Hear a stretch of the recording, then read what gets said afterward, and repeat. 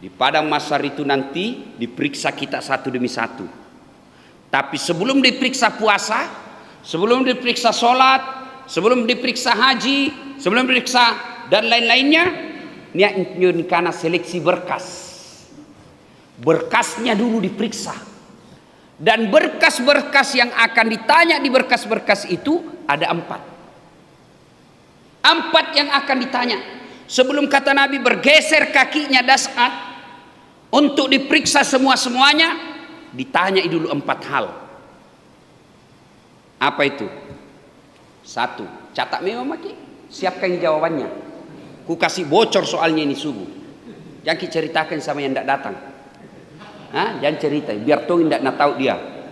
Ini kita mau saja ini yang datang.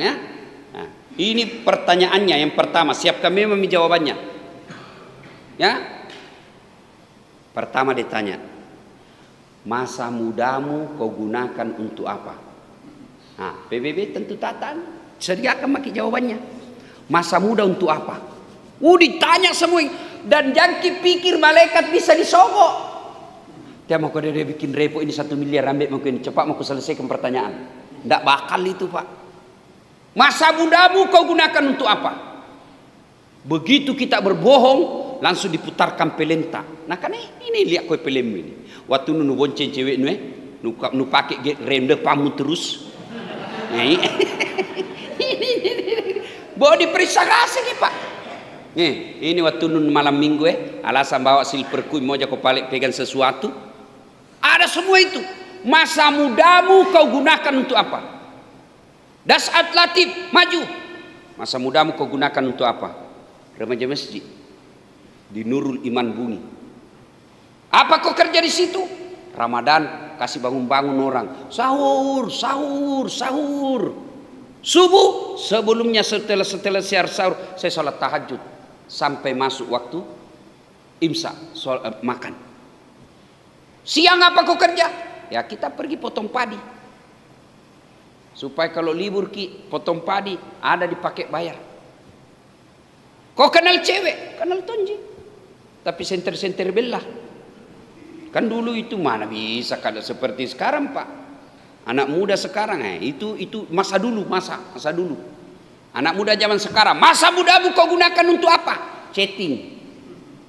Dari pagi sampai malam sampai bangun lagi. Apa nu nonton? Film porno. Dia anak-anak kita sekarang Pak. Malam apa kau kerja? Video call. Halo sayang, kasih lihat bedek lidahmu.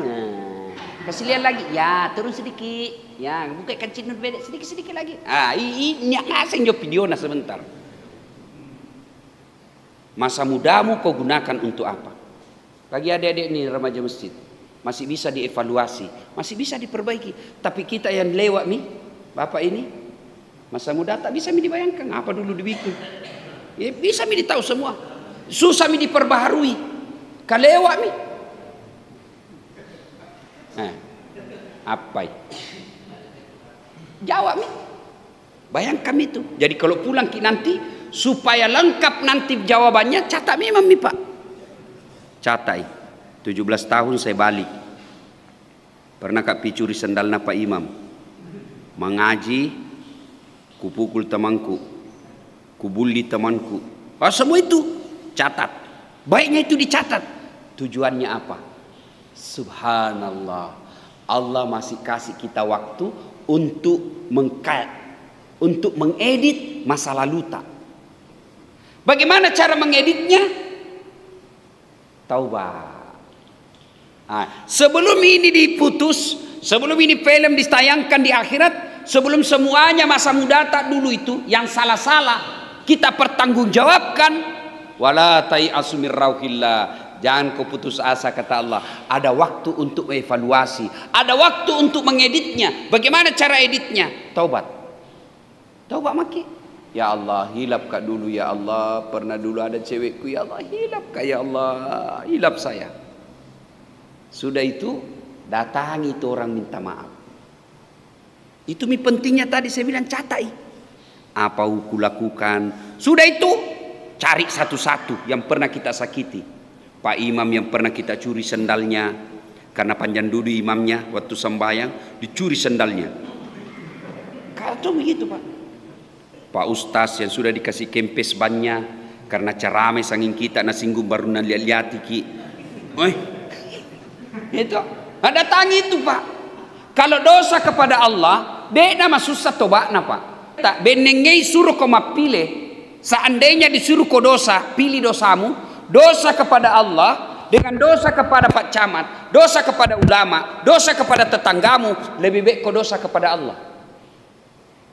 Kenapa dosa kepada Allah lebih baik daripada dosa kepada manusia? Sebab dosa kepada Allah gampang tobatnya.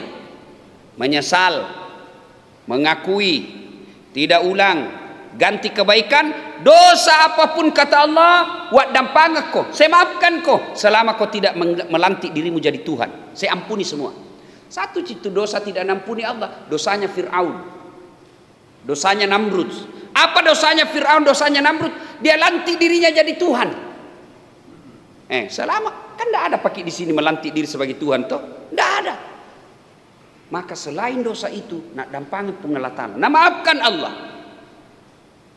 Nah, itu enaknya kalau dosa kepada Allah, menyesal, mengakui, tidak ulang, ganti kebaikan, habis. Tapi kalau dosa kepada tetangga ini agak berat. Kenapa? Harus minta maaf sama dia. Tidak cukup minta maaf saja, kasih kembali barangnya yang pernah kau ambil. Bertetangga, misalnya kemarin bertetangga kita ambil tanahnya tetangga diserobot 1 meter, syaratnya pamoter iki bos. Selama tidak dikasih kembali itu tanahnya tetangga taubatnya tidak diterima dan akan berperkara nanti di akhirat. Ya Allah, nambil itu tanahku 30 cm. Gara-gara tanahku nambil 30 cm, tiap hujan di Makassar pasti banjir rakodong. Saya minta keadilan. Allah bilang kalau begitu ambil sholatnya 30 tahun itu orang. Itu makanya kalau dosa kepada Allah diedik. Cara editnya taubat. Bagaimana cara taubatnya Ustaz? Istighfar. Astagfirullahaladzim wa atubu ilaihi. Mau yang lebih sahdu. Astaghfirullah Rabbal baraya, sambil kita bayangkan dosa yang pernah kita lakukan. Astaghfirullah minal hataya. Atau istighfarnya Nabi Yunus, la ilaha illa anta subhanaka inni kuntu minadz zalimin. Ulang-ulang. Istighfar gugur dosa. Istighfar gugur dosa. Istighfar gugur dosa. Makin banyak istighfarnya, makin banyak dosa yang hancur. Maka bapak-bapak yang usia-usia senja mulai maki batu-batu, kabur-kabur mi penglihatan, susah maki duduk, kencing hampir 5 menit kuncil lagi, ndak enak mi semua dimakan, susah mi masuk, tanda surat mi itu, SMS mi itu dari Malakala Maut. Dia bilang siap-siap mau cikali. Siap mau dijemput. Maka caranya apa? Perbanyak istighfar, istighfar, istighfar. Dan hebatnya Tuhan tak, sebesar apapun dosa, lebih besar ampunan Allah. Nah, itu yang pertanyaan pertama. Masa mudamu kau gunakan untuk apa? Yang kedua, ditanya lagi sama malaikat, umurmu kau gunakan untuk apa? Masa muda lewat nih. Sekarang umur, jawab nih. Ya Allah, dari lahir sampai 13, ya belum dicatat dosa itu Pak. Kapan mulai dicatat dosa kalau kita umat Islam?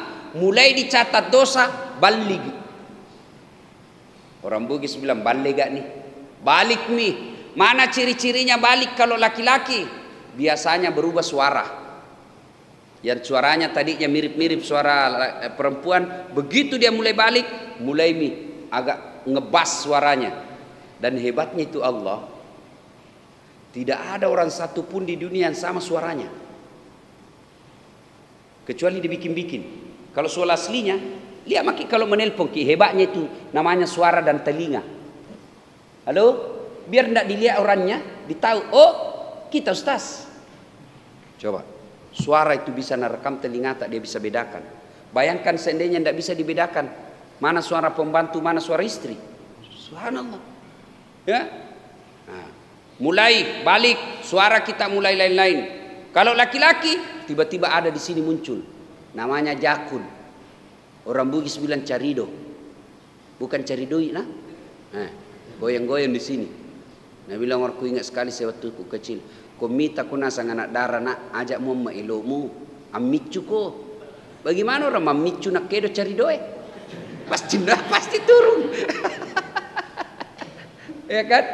Nah, umur digunakan untuk apa? Apalagi tanda-tanda balik. Ini ada di remaja nih. Tanda-tanda balik, mimpi basah. Kalau mimpi basah, sudah balik itu.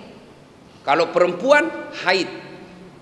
Nah, orang balik itu bukan bilang tadi 17 tahun. Ada orang cepat balik.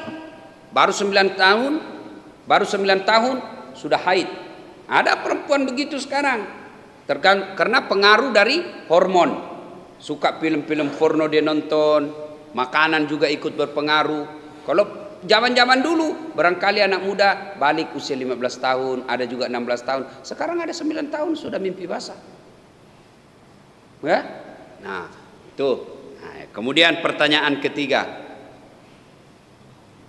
Ini agak penting dibahas. Hartamu kau gunakan untuk apa?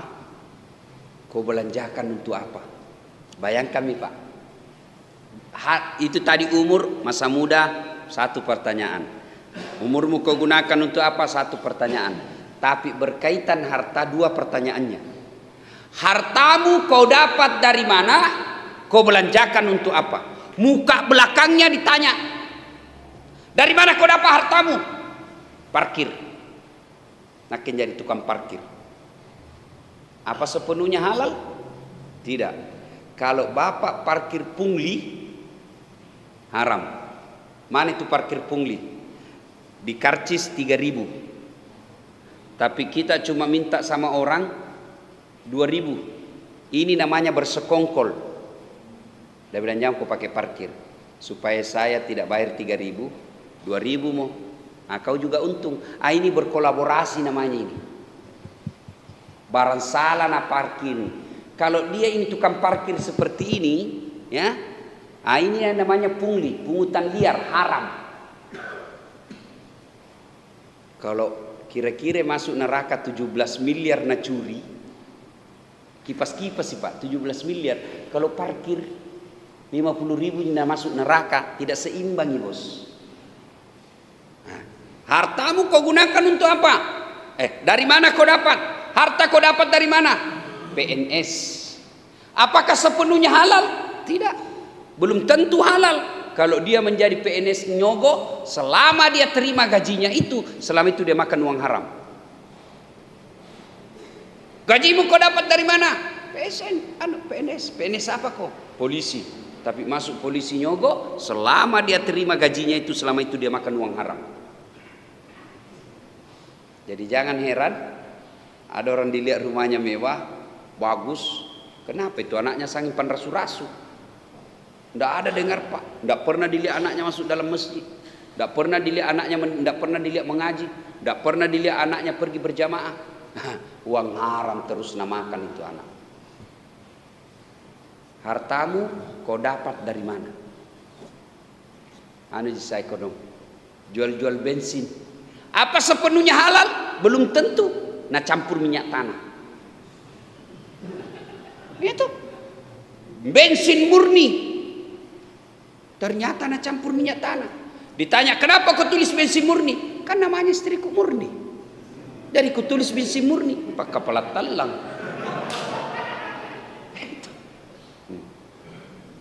Maka hati-hati. Hartamu kau dapat dari mana? Pakai kontraktor.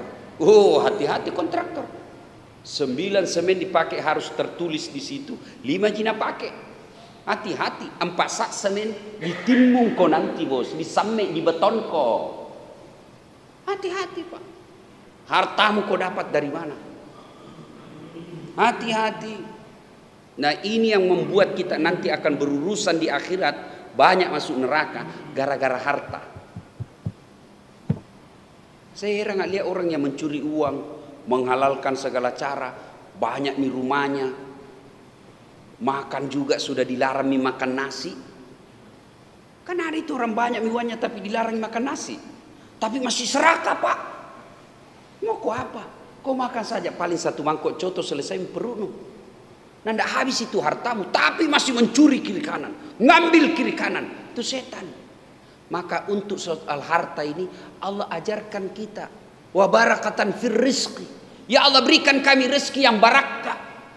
Apa itu berkah banyak? Tidak. Sedikit tidak tentu juga. Apa itu berkah? Penuh manfaat. Ada orang pak pegawai honor di suami istri, tapi alhamdulillah bisa pergi umroh. Barakah itu hartamu bos. Ada orang hartanya berlimpah-limpah, banyak sekali uangnya, tidak pernah pergi lihat tanah suci. Tidak berkah itu hartamu. Ada orang banyak uangnya, tapi tidak pernah kita dengar nyumbang di masjid. Tidak berkah. Ada orang sekedarnya saja kasihan penghasilannya, tapi setiap ada pembangunan masjid, tahu ada 2 sakna seminggu. Berkah itu. Dia tidak kaya, tapi setiap Ramadan pasti papa buka meskipun seadanya saja. Dan orang kaya sekali seumur hidupnya cuma 1 kali papa buka, itu tidak berkah hartamu. Nah, ditanya hartamu kau dapat dari mana? Maka silakan maki.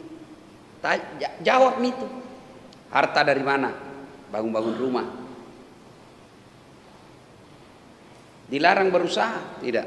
Yang dilarang menipu pembeli. Wa ahallallahu bai'a wa harramar riba. Allah halalkan jual beli tapi Allah haramkan riba. Apa itu riba? Menipu pembeli. Berapa harganya ini? 70 juta. Badai, mahal nak kodo. Mana bisa? Itu lagi na modal jiku kasih ko bos. Karena temangki. Modal jiku kasih kok. Padahal niat minuntunna 10 juta. Demi Allah 10 jutanya itu haram kau makan. Karena kau tipu orang. Bagaimana pada dagangnya Nabi? Contoh Nabi. Berapa ini Muhammad? Ya. Aisyah kasih kak Khadijah kasih kak modal 10 dirham. Terserah mi kate. Mau ki beli modal, alhamdulillah ndak rugi kak. Tapi mau ki kasih untung kak juga. Boleh. Ini yang banyak ini penjual ikan kasihan. Baru